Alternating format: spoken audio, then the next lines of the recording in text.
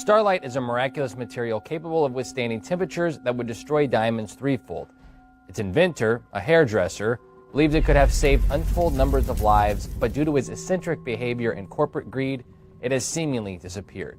I'm Paul on behalf of Graveyard Shift, and this is the story of what exactly happened to Starlight. Maurice Ward was born in northern England in 1933 and was actually a hairdresser by trade. He had a passion for chemistry and would invent and use his own hair care products on his clients, who apparently came from all over the north for his hair dyes. He claimed what L'Oreal and Garnier he had actually done 50 years prior. But after hearing a news report of a plane crash, he was inspired to create a material that didn't burn. In 1985, Flight 28M, a commercial jet departing Manchester, England, never took off due to engine failure. Within 40 seconds, 55 people died from toxic smoke inhalation from the burning engine. It posed a problem for Maurice that he was eager to solve. If the whole of the plane was insulated with a heat-resistant material, the people most likely would not have died. And the result that he found went far beyond his expectations. He became prolific in his work, mixing up to 20 different combinations of non-toxic, heat-resistant plastics a day until he eventually created a material that worked. Little was known regarding what made up the compound, except that it was 90% organic material with roughly 21 ingredients. Now, in the confines of his workshop, Ward had created a substance that would redefine what modern science thought was possible. And yet, it was perhaps because of that very reason that the world would never benefit from its unique abilities. Starlight could be heated by a blowtorch without burning and remain completely cold. The applications seemed to be limitless, and so Ward sought a way to commercialize Starlight and get it out to the world. But without a credible background in any scientific field, no one would take him seriously. This was until 1993, when a demonstration was done on national television on the BBC's science and technology show, Tomorrow's World. The presenter coated an egg with a thin layer of Starlight, then proceeded to heat it with a blowtorch. The barrier completely shielded the egg from any damage. Ward was immediately contacted by the British Atomic Weapons Establishment, who subjected Starlight to nuclear blast simulations. In these experiments, it is usual for the test to be every couple of hours, as the scientists would have to wait for the material to cool down. But Starlight could be blasted every 10 minutes with 10,000 degrees centigrade temperatures, whereas the highest known melting temperature of any element is 3,500 degrees. The scientists themselves had no idea if Starlight was absorbing or deflecting the heat. Professor Keith Lewis, who led laser tests on Starlight, said, "It's complex. Millions of things are happening at once." The plastic polymer even survived further tests that equated to 75 Hiroshima bombings. From that point on, it seems as if Starlight would have played a part in writing the future. Heat and fire hazardous situations could have been a thing of the past, but instead, Starlight was relegated to being mythological and the stuff of science fiction. Many businesses were interested in making a deal with Ward, but corporate greed and Ward's protectiveness of his invention are what allegedly got in his way.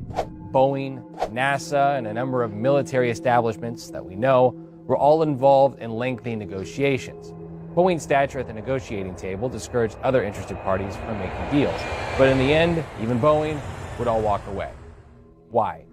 Well, businesses disliked the measures Ward wanted to take to protect his asset, and they kept pushing to create test after test, and Ward, who was fearful that they would attempt to reverse engineer Starlight, never let a sample out of his sight. The businesses would agree to buy the Starlight outright, which Ward was willing to do for the right amount of money, but they would only license it, which would mean paying a much smaller amount to use Starlight on a smaller scale. Ward would only offer a license if they sign an agreement stipulating that they would be legally bound not to reverse engineer the product. The businesses rejected this offer. Now, all of this changed when it was reported that Ward's lab was broken into, his computer was hacked, and 2 samples of Starlight were stolen. It was not known by who, but Ward believes the press was silenced from releasing any information about this incident. Was it a government entity or a corporate spy? All we know is that the negotiations eventually ended, and the big businesses stopped contacting him. Ward died in 2011 at 78, and Starlight died along with him. It was never released, as far as we know, to the public. Now, the scope of the benefits Starlight would have had to the world can only be imagined. Untold number of deaths and accidents could have been prevented, not to mention the future of engineering. The applications of a lightweight and heat-resistant material for space travel could potentially change the landscape of spacecraft development altogether. Seemingly, the money was just more important. For Ward, it wasn't all about the money. He wanted Starlight to benefit the world, but he had stated he didn't want it to fall into the wrong hands. The fact raises an interesting question. How could, arguably, one of the greatest inventions the world has ever seen that has redefined our understanding of the physical world simply disappear? Why did all the powers cease to be interested in this material? Ward claimed that only his family knew the formula, but no one has replicated it as far as we know. It's tempting to believe it never even existed, that the eccentric Ward had created a hoax. In the same way that illusionists have made you believe the Statue of Liberty can disappear, a man can walk on water, or make a dead bird come to life.